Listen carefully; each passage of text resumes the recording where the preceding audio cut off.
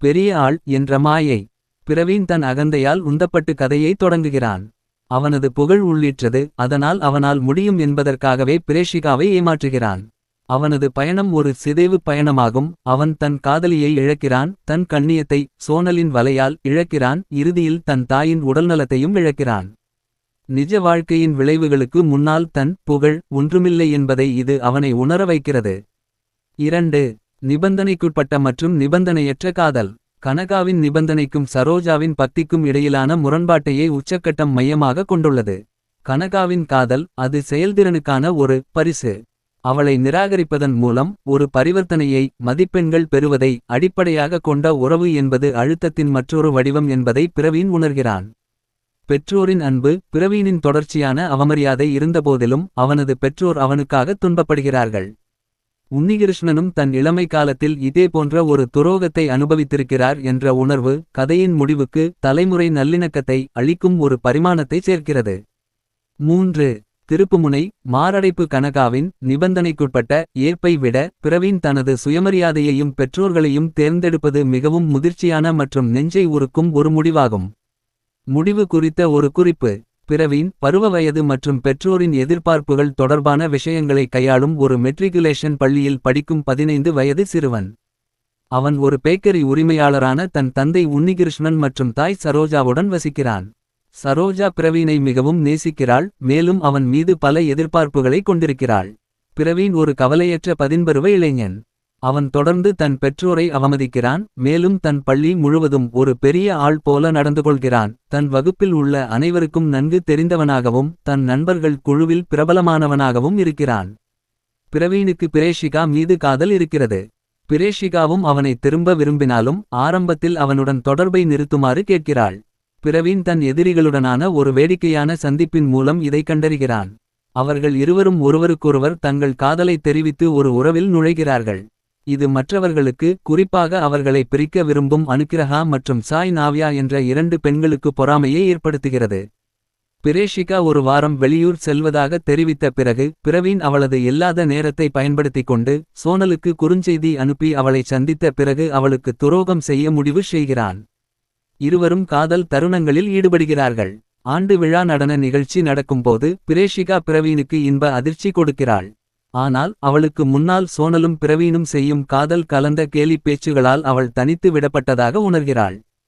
இது அவர்களின் உறவில் விரிசலை ஏற்படுத்துகிறது. பிரேஷிகா சோனலுடனான உறவை துண்டித்துக் கொள்ளுமாறு பிரவீனிடம் கேட்கிறாள். பிரவீன் அதற்கு சம்மதித்தாலும் சோனலை நேரடியாக நிராகரிக்க முயற்சிக்கிறான், ஆனால் அவனால் முடியவில்லை. அதனால் அவன் அவளை கட்டிப்பிடிக்கிறான். இருப்பினும் பிரேஷிகா இதை பார்க்கிறாள். சோனல் உண்மையில் அனுக்கிரகா மற்றும் சாய் ஆகியோரின் தோழி என்பது தெரியவருகிறது. அவர்கள் பிரேஷிகாவையும் பிரவீனையும் வெற்றிகரமாக பிரித்துவிடுகிறார்கள். இந்த நிகழ்வுகள் உன்னிகிருஷ்ணனுக்கு முன்னால் நடக்கின்றன. உன்னிகிருஷ்ணன் தனக்கு ஏதாவது செய்துவிடுவாரோ என்று பிரவீன் அஞ்சுகிறான், ஆனால் அவர் எதுவும் செய்யாதபோது ஆச்சரியப்படுகிறான். தனக்கு நடந்ததற்கு சோனலிடம் பழிவாங்க வேண்டும் என்று பிரவீன் தீர்மானிக்கிறான். பள்ளியின் கல்வி சுற்றுலாவின் போது தனக்கு கிடைத்த செல்வாக்கை பயன்படுத்தி சோனலை துன்புறுத்தி மிரட்டுகிறான். இதன் விளைவாக வகுப்பு தலைவியான கனகவல்லியிடம் பிரவீன் மாட்டிக்கொள்கிறான். விரைவிலேயே அவன் அவள் மீது ஒரு ஈர்ப்பை வளர்த்து கொள்கிறான். கனகாவும் பிரவீனும் எதிரிகளாக இருந்து நெருங்கிய நண்பர்களாக மாறுகிறார்கள். கனகா தனது பெற்றோருடன் நன்றாக பழகுவதை பார்த்த பிறகு பிரவீனுக்கு அவள் மீது ஆழ்ந்த காதல் ஏற்படுகிறது. இதற்கிடையில் பிரவீன் தன்னை விட கனகாவை தேர்ந்தெடுத்து விடுவானோ என்று பயந்து அவனது தாய் சரோஜா மிகுந்த கவலையில் மூழ்குகிறாள். அவளுடன் பலமுறை பழகிய பிறகு கனகாவும் தன்னை விரும்பக்கூடும் என்று பிரவீன் ஒரு தவறான முடிவுக்கு வருகிறான். அவனது நண்பர்கள் அவளிடம் தன் காதலை சொல்லும்படி அறிவுறுத்திய பிறகு பிரவீன் அவ்வாறே செய்கிறான். ஆனால் கனகா பிரவீனை ஒரு நண்பனாக மட்டுமே பார்த்ததாகவும் அதற்கு மேல் எதுவும் இல்லை என்றும் கூறி கடுமையாக நிராகரிக்கிறாள். இது பிரவீனின் இதயத்தை முற்றிலுமாக நொறுக்குகிறது. அதே நேரத்தில் தனது எதிரியான சித்தார்த் தனது நண்பர்கள் குழுவை தாக்கியதை பிரவீன் கண்டுபிடிக்கிறான். இதனால் பிரவீன் சித்தார்த் மற்றும் அவனது கும்பலுடன் ஒரு கொடூரமான சண்டையில் ஈடுபட்டு தலைமை ஆசிரியர் அலுவலகத்தில் அவனுக்கு சிக்கலை ஏற்படுத்துகிறான். தலைமை ஆசிரியர் அனைவரையும் இடைநீக்கம் செய்வதாக மிரட்டிய பிறகு சரோஜா மிகுந்த மன உளைச்சலுக்கு ஆளாகி லேசான மாரடைப்பை ஏற்படுத்தும் அளவுக்கு மன்றாடுகிறாள். உன்னிகிருஷ்ணன் அவனை அப்பட்டமாக நிராகரித்து சரோஜாவுடன் நடந்ததற்கு அவன் மீது பழி சுமத்துவதால் பிரவீன் சரோஜா விஷயத்தில் குற்றவுணர்ச்சியையும் மன அதிர்ச்சியையும் எதிர்கொள்கிறான். பிரவீன் பள்ளிக்கு திரும்பிய பிறகு கனகா அவனுடன் பேசி ஒரு நிபந்தனை விதிக்கிறாள். பிரவீன் சிறந்த மதிப்பெண்களைப் பெற்று 12ஆம் வகுப்பில் தேர்ச்சி பெற்றால் அவனது காதல் முன்மொழிவை ஏற்றுக்கொள்வதாகவும் இருவரும் காதலித்து நிச்சயதார்த்தம் செய்து கொள்ளலாம் என்றும் கூறுகிறாள். பிரவீன் அதை ஏற்றுக்கொண்டு நல்ல மதிப்பெண்களை பெறுவதற்காக கடினமாக படிக்கிறான். தேர்வின் முடிவில் பிரவீன் 12ஆம் வகுப்பில் தேர்ச்சி பெற்றது மட்டுமல்லாமல் தனது பொதுத் தேர்வுகளில் 9ஆம் இடத்தை பெற்று அனைத்து துறைகளிலும் சிறந்த மதிப்பெண் பெற்றவனாக மாறுகிறான்.